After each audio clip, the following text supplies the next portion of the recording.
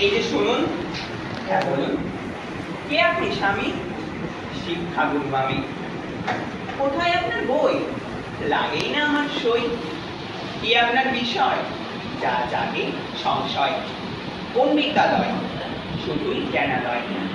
তা কেমন জ্ঞান আপনি যা নেবেন? একটু উদাহরণ। সুবুদ্ধি, শৃঙ্খলা করা। শুধু এমন শিক্ষা? মজা ও ভালোবাসার বিদ্যা। কি পান? স্নেহের স্থান। কে দেয় খাবার? এই দ্বিতীয় পরিবার। পায়েস আর পোলাও, গর্ব আর সম্মানও।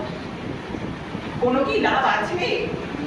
যা পাই সন্তানের কাছে। ভুলে যদি যায় খামতি ছিল শিক্ষায়। অন্য পেশা ধরে বলতে পারতেন মরুন। জীবন চলে এসে গেলে।